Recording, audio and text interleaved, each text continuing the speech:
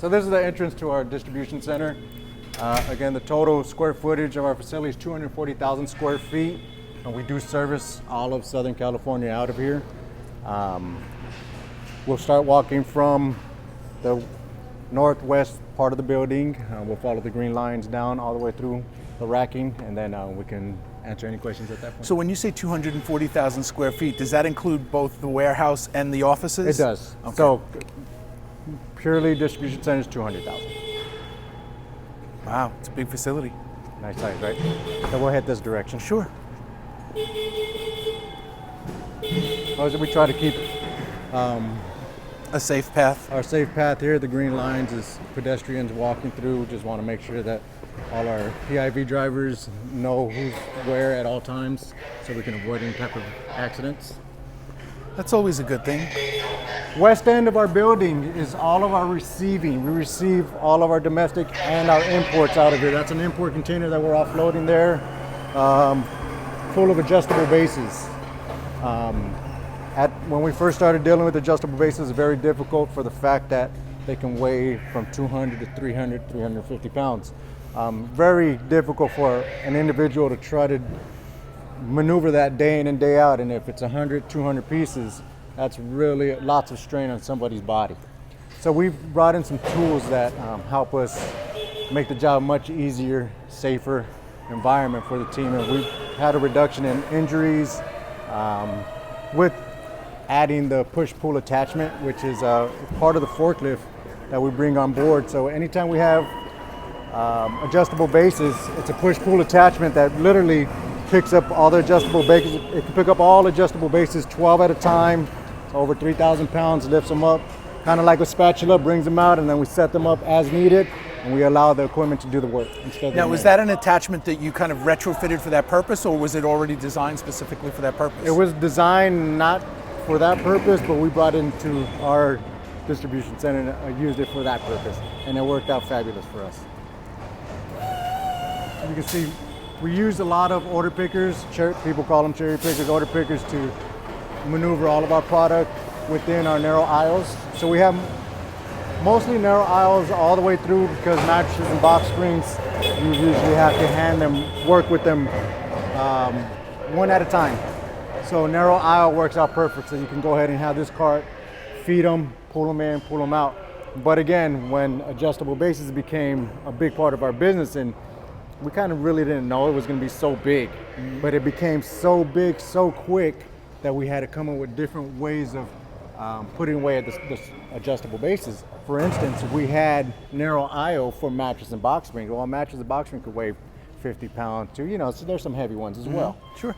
But dealing with adjustable bases day in and day out, trying to fit them in there, and they're 300 pounds, is not going to be good for the body.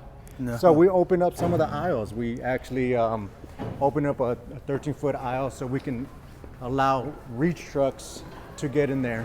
So we wouldn't, again, have to physically move the product ourselves, but we're allowing the machinery to do it.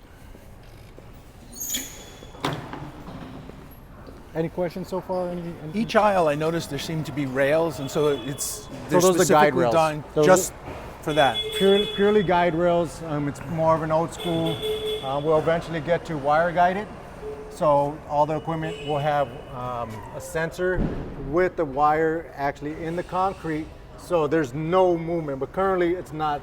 We have it the old school style way, where it's kind of like a bumper car, but if you keep it tight enough, it's nice and straight. But we'll eventually get into wire guided. Wow. So that's we don't have much racking damage because we have the narrow aisle guide.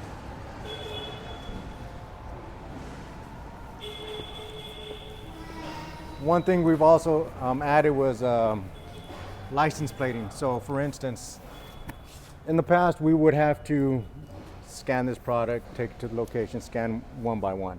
What we end up doing is we have a license plate where we'll go ahead and scan that license. We call it a license plate. We scan that license plate and we scan every individual serial number, every single one, and then we scan them into that license plate. They're all generated into that license plate. The order picker or reach truck driver will come, get this pallet, scan that license plate, and it's going to tell him exactly where it goes. He goes to that location, He takes this pallet, puts it in location, scans the barcode, and automatically all of these go right into there, generated right in there. So it makes our job so much faster and more efficient. Does that make it easier to track? Oh, absolutely, absolutely. So wherever our product is, it's scanned to that location. Even though this is WIP, work in process here, it's in RECO1, meaning it's in receiving location. So if we were picking product, most product location would say IO 39, the Bay, and what have you. But when we're offloading, we want this to be available for a guest as well. So if we're picking, it'll say the actual location that it's in. So you can actually identify wherever it is, and once it comes through your doors, you can identify the location of that product at any given time. At any given time, correct. How many pieces will come through here in a day?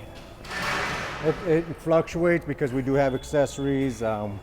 So, we dealt with mattresses, box springs, and that would come out to about roughly 1,600 pieces a day. But then you have to take into consideration accessories or sheets or pillows. So that adds a number as well. But hardcore pieces were roughly 1,500-1,600 a day that go out the door. Now, as you started to add more accessories to your business, how did that have to change your racking system? Well, this is a perfect example right here. You can see we were set up to only store mattresses and box springs, so there was no narrow aisle. So now we have new racking here that rolls, so we'll feed it from the back end, it'll push all the way through to the other end, and that's where they'll pick it from the other end.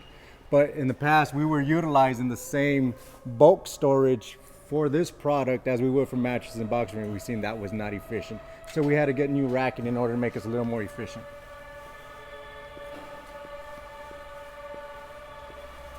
And we're gonna add to this because it did its purpose. It made us much more efficient and kept our areas much more clean and organized.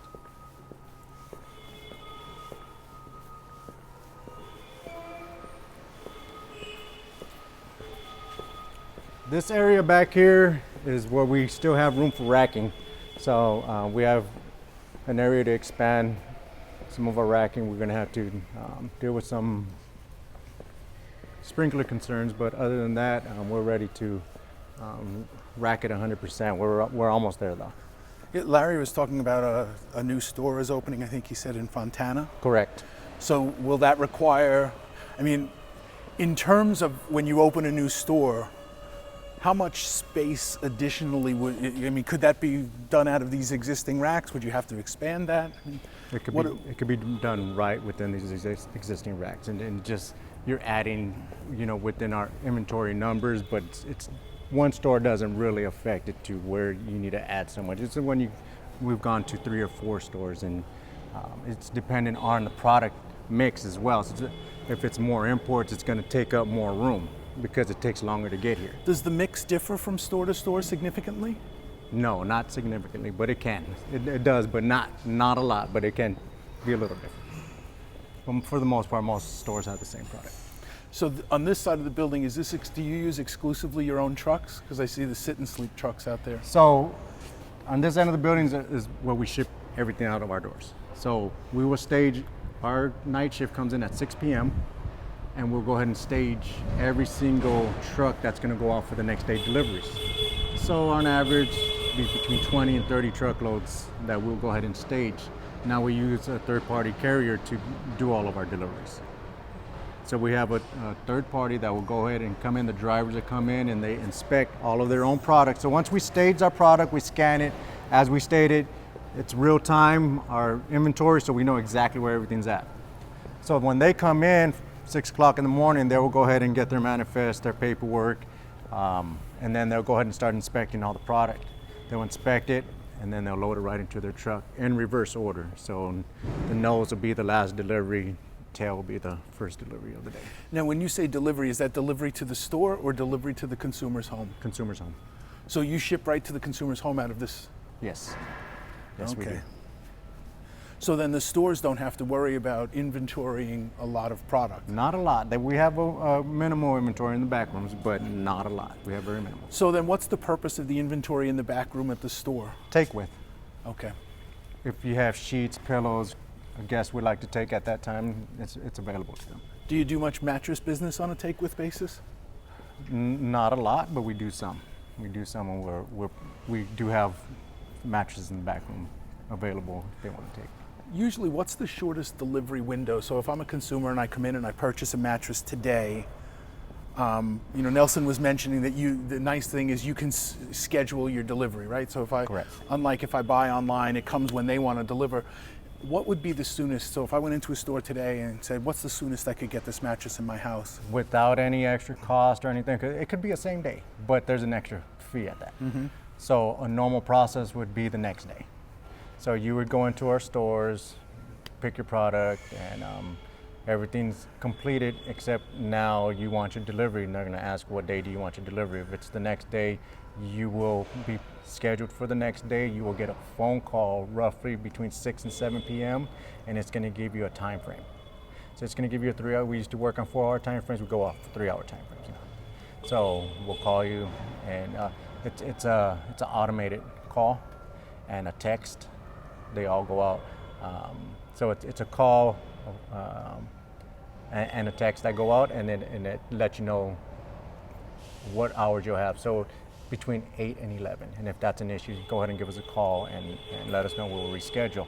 But we only reschedule 1% of our deliveries because our sales force does a great job of having a 48-hour call ahead to confirm that they know the product's coming, have your room ready and what have you. So we're ready to go and do the delivery. Mm. So it's the best part is it's next day delivery and we're ready to go. Do you ever see a time where you'll be able to, I'll call it the Pizza Hut model, right? Your pizza's in the oven, your pizza's here, your pizza's 3 blocks away. So the consumer can almost, like, how when you look at Uber, right? You can Correct. see the path of is there any ability at some point, do you think, to track your mattress in the same way? We do. We currently can already on our website. Really? Yes, you go in there, you enter your order number, and it's going to go ahead and tell you where your truck is, and it'll give you an estimate of delivery. So that's quite a challenge, I would think, in the LA area, just given traffic alone. it is, and that's why it is an estimate. It's not a true time. It becomes very challenging with all the traffic that we have to deal with out here. We do inspect all of our furniture, so we do have bedroom furniture, headboards, footboards, rails, dressers, nightstands, all of that good stuff. We inspect all of that product before it goes out, so our guests can be assured that they're getting product that is 100% in good standing. I would guess that you have very low return rates. Very low, very, very low. Again, the 1% not at home, and we do have roughly a little over 1% returns, is maybe 1.2 right now. So very, very low. That is very low. Yeah, we're very excited about that. Well, that must mean that your salespeople are appropriately creating appropriate expectations and making sure that they're getting a product that very well matches the consumer's need. And then your delivery people must be closing that sale. And I think sometimes people forget the importance of that last impression, because ultimately, right, it's your truck drivers and your delivery people who create that last impression. That's exactly what we preach to them and let them know, because there's times that we forget that, for instance, a delivery person may go into a guest home and they've gone into, in the last week, they've gone to 100 guests. Right. So that's their normal day-to-day activity. But we need to realize our guests may not have a delivery but once every 5 years. So we need to make sure that delivery is done correctly, that we satisfy our guests, and whichever way we can, even going to the guest home with a smile on our face and answering any questions. Sales has already done their part of the job. They've already sold. Now they handed the baton off to operations. Now at that point, now it's our turn to finish and complete the job. And that's how we look at it. That's a good metaphor. Like that, the handing of the baton like a relay race. That's right. Right? It only takes one runner to drop the baton. And then you failed at that point, right? But if you can hand off that baton to each other just right, it could be beautiful. This is our charging area for our forklifts, our reach trucks, our order pickers. It's called opportunity charge. So we don't change. In old operations, you'll see batteries. Every forklift would have one extra battery. So when they run their whole day, they will go ahead and switch out the battery for the next shift. Opportunity charge is whenever there's an opportunity, you charge. So that's why it's called opportunity charge. So you go to the restroom, come and charge. If it's not being used, put it to charge. You go to break or lunch, bring it to charge. So this charges so much faster than conventional. So the cost is down because we don't have the extra batteries, roughly $6,000-$7,000 battery per piece of equipment. Reduce injuries because when you're moving 5,000-6,000 pound batteries or whatever they weigh, they're in the thousands. You have a potential of having an injury or something happening where it's not going to be a good thing. So we want to reduce that. And we reduce it by having fast opportunity chargers and do not have to replace batteries whatsoever. So this has been a blessing for us. It's been very, very helpful. And most of the tools are out there in the DC, but you can see we have some of the equipment charging right now. But we'd like to keep it between 80 and 100% at all times. And so are these batteries different than, like they say with your cell phone, right? You should drain it all the way down because there's battery memory and all of that. Are these batteries of a different type? Yeah, they're different. It's more on the charger, on how much power input they put in. But it's both the battery and the charger. So the technology hasn't been improved in the last 5 or 6 years. How'd you come up with that system? That's a really clever idea. I mean, was that something that was always there and somebody just went, aha? I don't recall how we ended up getting. I know in my past work life we used it, and we started using it here as well. So, but it's a great tool, and we won't ever go back to changing batteries again. It doesn't make any sense. There's extra cost, extra chance of having injuries. It's not worth it. And these charge and. If we go to a 3-shift operation, we'll have to be a little more detailed as to when they use these. And actually, we may want to end up moving a couple of these chargers closer to the restroom, so when they go to the restroom, they don't have to make that walk. So those are all the small shortcuts we try to make in order to make these guys more efficient. We're not trying to make them work harder, but we're trying to make them work smarter. So instead of them having to walk, we're wasting time when we walk from this point all the way to the restroom, walk all the way back, and then, so ideally, if we go to a 3-shift operation, that we would want to make sure we're charging at all times. Well, that's actually not working harder. That's actually reducing the workload on your legs, right? I mean, it's more convenient and closer. Yep. So it's trying to make our operation just more efficient and working smarter. We don't want them working harder. We want them to work smarter, but they got to give the ideas, and the team has done a great job of. We implement a lot of what. The feedback they give us. So a lot of times they give us, and you even ask, hey, where did some of these ideas? I had a kind of like a brain fart a little bit. It's like, But you know what? A lot of time our team gives us a lot of that feedback. Hey, this works really, really well. And it's all about comfort. It's about getting the team to be comfortable with coming up to you and say, hey, I got an idea. What do you think about it? And we work on it. So that's what we like. Is there a process, like a formalized process, or is that more an informal, just an openness to discussing new ideas? We have both. We do both.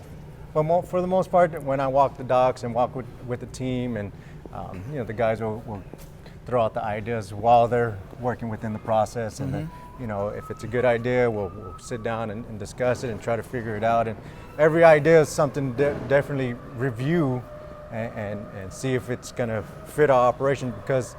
And there's times that something may have not worked in the past, but that doesn't mean it can't work now, So we'll always look at those type of things. How many employees are there in this area? 40 in the DC. Do you see that changing as robotics become more readily available and widely used?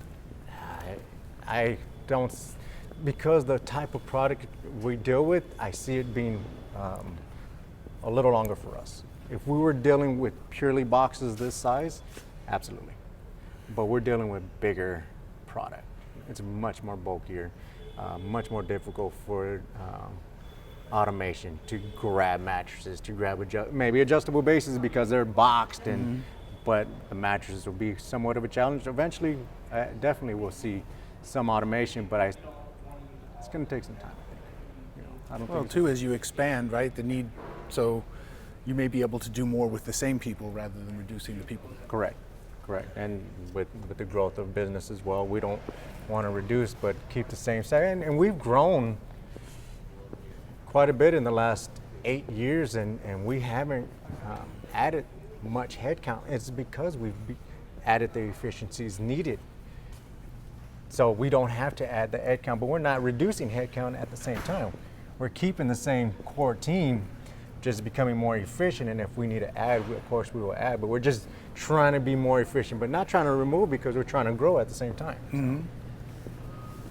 Not sure if you guys wanted to walk the offices, or did you just want to walk the distribution center? I mean, we've saw the offices, Okay. yeah, but this was great. Thank you. Thank you so much. No, for sure. Now, how long have you been with the company? 8 years. 8 years. Yeah. So. Nick, do you have this gentleman's name? Not yet. Okay, could you just... I'll give you a... Oh, you have a card? Yeah.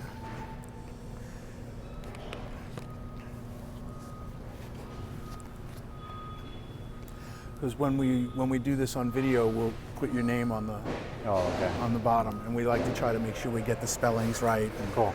all that kind of stuff. Awesome. And then when you can take it home and show it to your family. Say, hey, look, Right? I was on TV. Thank you for the visit. Oh, thank you so much. We're very proud of our appreciate your time. operation. and we I love can to see share that, it. and then justifiably, it's really, really well run. Thank you very much. It's incredibly spotless too. Seriously, Try to keep everybody. I've been in some pretty dirty factories. No, we take pride in this, so yeah, it's something we work on day in and day out.